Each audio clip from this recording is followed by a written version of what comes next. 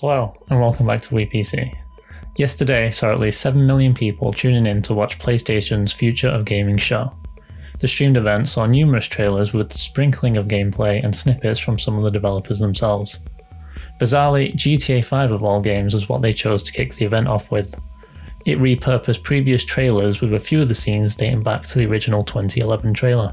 The trailer closed out with "expanded and enhanced" plastered across the screen, followed by the mention of a 2021 release. It seems like Rockstar's idea of a modern-day trilogy is spanning the same game across 3 generations, a stark contrast to GTA 3, San Andreas, and Vice City all making their way onto the PlayStation 2.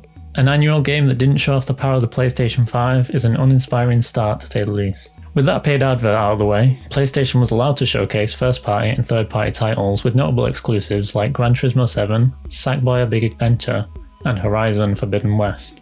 In all, 8 of the 26 games shown were PlayStation exclusives. Stranger still, NBA 2K21, Bugsnax, Godfall, Jet the Far Shore, and Marvel's Spider-Man Miles Morales are the only games confirmed to release with the console or with the launch window. The rest are 2021, 2022, or TBA. All game footage you're about to see from this point forward has been captured from PlayStation 5 systems, is the message that preceded the event, so I'm going to assume as such. In addition to Horizon Forbidden West, Oddworld Soulstorm and Ratchet & Clank Rift Apart were the most technically impressive games shown in my eyes. Oddworld showed some very impressive environments, lighting, and models. Ratchet looked particularly lifelike, with detailed fur and fluid movements, notably the ears and tail. Other than NBA 2K21, this title was the only one that stood out for ray tracing. The gameplay snippet showed an indoor area with real-time reflections being cast upon the reflective surface of the floor. Furthermore, it was the only title that actually demonstrated the power of the SSD. The start of the trailer shows Ratchet & Clank falling through multiple rifts,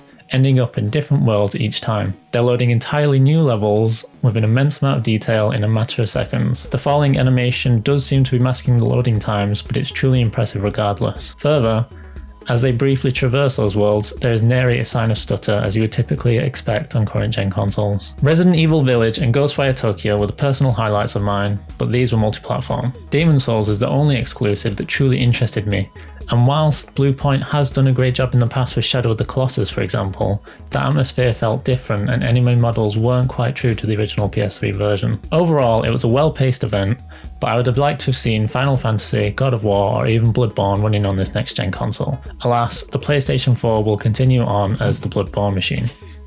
For now at least. Once the gaming showcase was over, we were treated to all the developers using Zoom chat to simultaneously give the message, "Welcome to PlayStation 5. Finally, the design of the next generation console was unveiled and it sports a black main body with white outer shell that flares towards the top. If you enjoyed the DualSense parodies, then you'll be delighted to know that the PlayStation 5's design has inspired some of its own. Personally, this looks a little overstated and I would have preferred something akin to the previous consoles, or even the dev kit. Anyway, there are 2 versions out of the gate, the PlayStation 5 and the PlayStation 5 Digital Edition. The latter seems to lack a Blu-ray drive and is a little slimmer as a result, but there is no mention of increased storage capacity. And that was the end of the show. No mention of price or release date. Given that the PS4 Pro launched with an MSRP of $400, the hardware that the PlayStation 5 is boasting, I'd be impressed if the price is anything less than $500. To build a PC with similar specs, it would cost you a fair bit more, but if you're so inclined, we have a page on such a thing. With E3 cancelled this year, IGN has picked up the proverbial torch and taken to hosting a similar online event they've dubbed IGN EXPO. We're 2 days into it so far, with 4 to go, and it's been quite promising despite being a little bloated. Day 1 saw some interesting games. Alex Kidd Miracle World EX, a recreation of the original 1986 title released on the Sega Master System. Dark Souls has ushered in a new genre of games called Souls-like, and we've seen many games come and go like Lords of the Fallen, The Surge, and Neo, each with their own twist.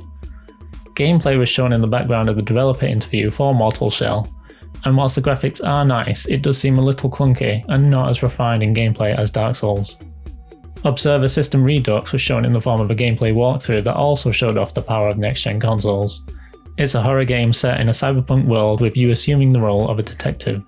The graphics showcase were mightily impressive and we're excited to see how this one turns out. Like a Dragon is the next game in the Yakuza series.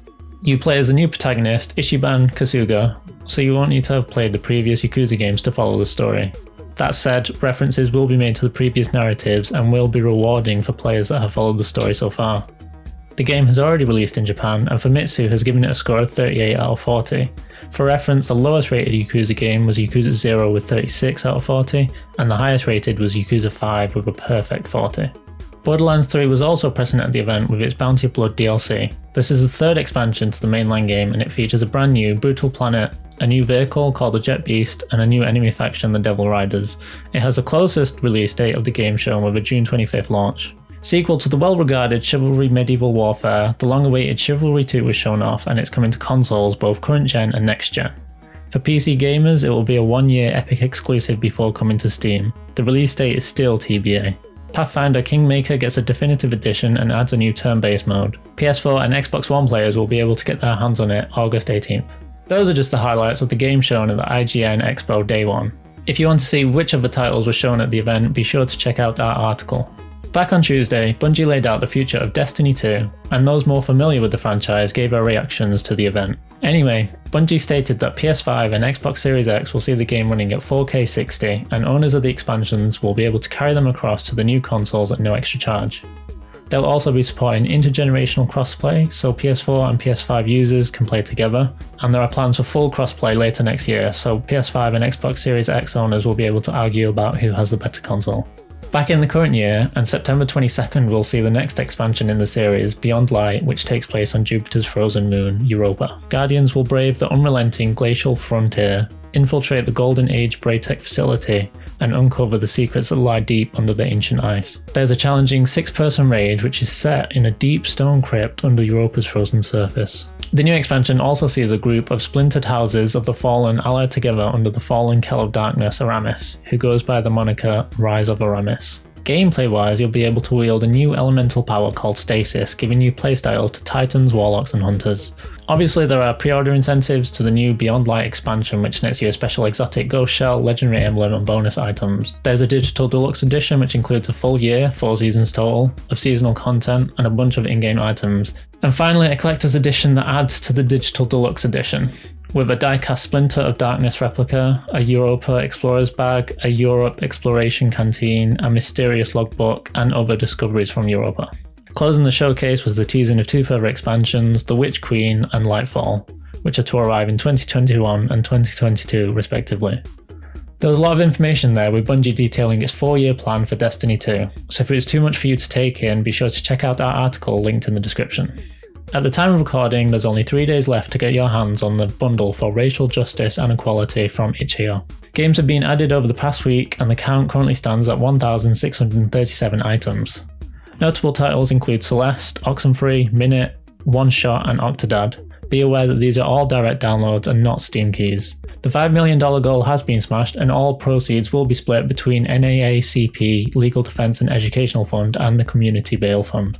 So those were our top stories from this week in gaming for WePC. If you enjoyed it, don't forget to leave a like, subscribe if you're new, and we'll see you in the next one.